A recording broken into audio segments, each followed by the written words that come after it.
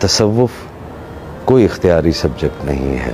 تصوف دین کا وہ لازمی حصہ ہے جو مقصود ہے ایک مسلمان سے.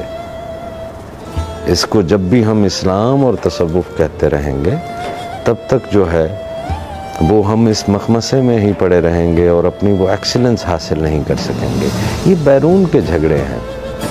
تصوف کوئی فرقہ نہیں ہے, تصوف کوئی سیکٹ نہیں ہے, تصوف کوئی کلٹ نہیں ہے.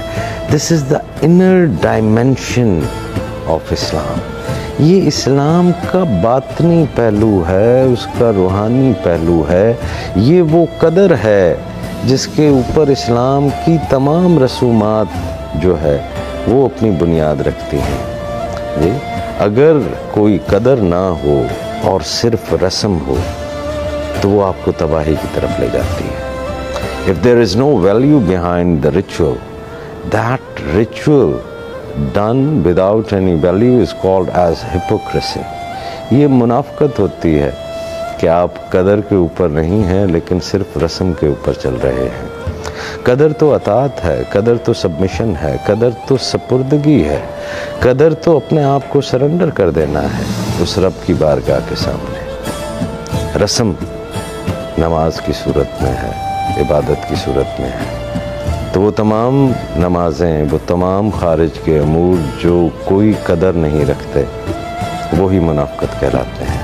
میرے آقا نبی کریم محمد مصطفیٰ صلی اللہ علیہ وآلہ وسلم جو تمام عالمین کے لیے رحمت ہیں, اگر انہوں نے اپنی حیات مبارکہ میں ایک عبادت گاہ گرانے کا حکم دیا تو وہ عبادت گاہ وہی تھی جہاں پر بغیر ویلیو کے ایک ریچول پریکٹس ہو رہا تھا. مسجد زرار, منافقین کی مسجد, جہاں پر رسم تو شاید اپنے تمام اصول و ضوابط کے مطابق ہو رہی ہو, کلمات بھی وہی پڑھے جا رہے ہوں, جسمانی طہارت بھی وہی ہو, رسم ہے, کلمہ ہے, قدر نہیں ہے, تو وہ منافقت کہلاتی ہے. اور اس کے گرانے کا حکم نبی پاک اپنی حیات میں دے جاتے ہیں. تو یہ ہمارے لیے کتنا بڑا سبق ہے. رسم تو شاید فرات کے دوسرے کنارے پر بھی ہے, جب کربلا کے 72 پاک نفوس کے سامنے یزید کی فوج کھڑی ہے, اذان وہاں پر بھی ہوتی ہے, نماز وہاں پر بھی ادا کی جاتی ہے, لیکن وہ تمام نمازیں قدر سے خالی ہیں.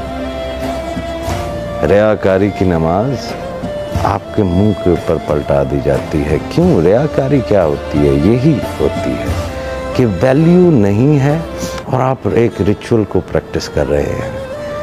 تو اسلام کا دل ہے, وہ قدر ہے, وہ جوہر ہے, وہ محبت ہے جس کی تعلیم اللہ کریم آپ کو دیتا ہے. اس کے ساتھ جو رشتہ ہے وہ محبت کا رشتہ ہے.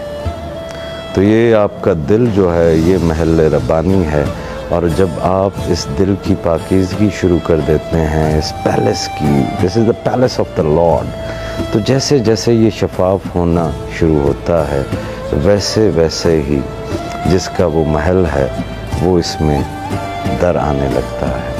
تو اللہ کریم آپ کو اور مجھے